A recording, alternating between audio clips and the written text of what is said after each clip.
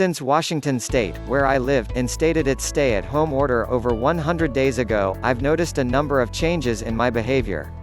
First, the novelty of the Zoom Hangouts wore off, and I found connecting with friends and family over video chat left me feeling more drained than fulfilled. I found this baffling, especially as an extrovert. Next, my fiancé noticed that I was getting snippier. At one point, he said, "It seems like right now you don't have the capacity to be there for me, and that's okay," a statement that I did not view as an insult but the truth. Most recently, on a walk with my dog, a sweet 65-pound German Shepherd named June, a small, yippy, off-leash dog ran toward her. I tried to wrangle June while telling the other dog's owner to leash her dog. This rapidly escalated into a screaming fight, during which a neighbor came out on his lawn to tell us, "I know we're all a little wound up these days but..." I didn't hear the rest of it because I had turned around and left. I don't usually see myself as crass, uncaring, or volatile. And even though I am writing this for a sea of strangers, I like to think that my friends would agree. Every time I noticed myself acting uncharacteristically, I felt like I was having an out-of-body experience, a ghost of me watching from afar, wondering what on earth was happening to me. If any of my behaviors under lockdown resonate, that's likely because we're all a little, as my neighbor said, wound up. Call it what you want, compassion fatigue, empathy fatigue, or just straight-up crisis fatigue. The reality is, the shitshow of 2020 is beginning to catch up with our ability to deal with anything, especially other people, if it hasn't yet already.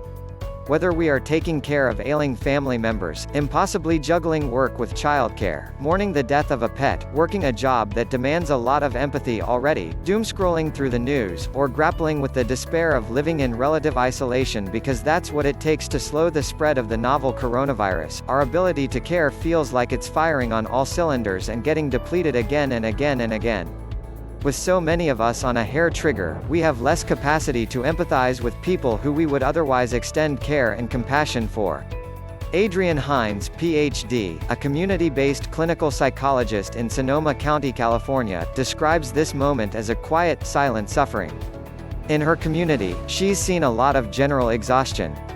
The heart becomes weary, she says. It's not that it doesn't care. It's tired, and it's strained. In other words, there's a limit to how much we can empathize. We're overwhelmed by the amount of suffering that is around us, says James Doty, 1500, a compassion researcher and founder of Stanford University's Center for Compassion and Altruism Research and Education. That, in turn, can bring up feelings of helplessness and despair. People can also feel emotionally exhausted and isolated.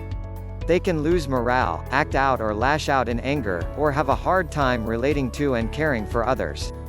Not to mention that people have entered survival mode. That means they're mostly fending for themselves and may be less concerned about how their behavior might affect others. The reality is, the shitshow of 2020 is beginning to catch up with our ability to deal with anything, especially other people, if it hasn't yet already. If we are feeling too many calls to our empathy, one of our defense mechanisms is to shut down and not care, explains Eve Ekman, Ph.D., a contemplative social scientist at the University of California, Berkeley's Greater Good Science Center. If the fatigue continues, the results could be disastrous, leaving people apathetic and disconnected. Historically, there's a loss of human compassion during pandemics, Hines notes. People view others as the enemy since strangers could carry and transmit the virus. It pits us against one another because of the nature of germ theory, she says. We have to be reminded that fear doesn't always mean danger. Even worse, many of our usual self-care tactics are off limits right now given the coronavirus. In otherwise normal circumstances, we would spend time recharging. If we feel overwhelmed, we might ordinarily go to a sweaty yoga class, do a high-intensity workout at an indoor gym, socialize with friends at a restaurant or bar, or fly off for a last-minute vacation. With the lack of the usual tools at our disposal to recharge, here are some practical ways experts recommend to cope beyond seeing a licensed therapist, which can be cost-prohibitive. Image for post-practice: paying attention to your body. If you're feeling angry, sad, or lonely, it may be associated with a particular feeling in your body, Ekman says. Perhaps your shoulders are tensing up to your neck. Perhaps you carry sadness in your hips. Ekman recommends making it a practice to notice how emotions feel in our body as a diagnosis. If you notice the baseline changes from minute to minute, you will have a sense of what's out of whack, she says, and it will help you catch things early on if you are spiraling. If you start noticing tension in your upper back every time you feel annoyed, that soreness is your telltale sign to remove yourself from that scenario by, say, going on a walk. Image for post-practice meditation. Meditation brings you down from panic and stress mode and shifts your attention to the present. Hines recommends smartphone apps such as Mindfulness Coach or COVID Coach. Image for post activate your mammalian diving response. This evolutionary tactic, which can be triggered by jumping into a cold river or body of water, shuts down our body's panic mode because it suddenly needs to conserve energy to survive and forces you to breathe. If there's nowhere cold to go for a dip, go to your freezer and pull out a bag of frozen fruit or veggies and shove it in your face, repeatedly, as needed. This is one of Hines's favorite techniques to remind herself to breathe deeply. Image for post-practice box breathing. This is a strategy that Navy SEALs use to stay calm in times of crisis.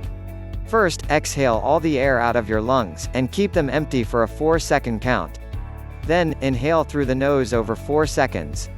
Hold your breath for another 4 seconds, then exhale through the nose for another 4 seconds. Repeat for at least 5 minutes. Image for post limit how much news you're taking in. It's important to stay informed, but overdoing it and flooding your brain with too much bad news might actually be damaging, says Hines. Image for post spend more time in nature. Research shows that green and blue spaces are good for our mental health. When you're outside, remember to breathe deeply. Image for post if you feel like you're not making a difference, join a community group like Nextdoor, where you can offer to run errands for neighbors.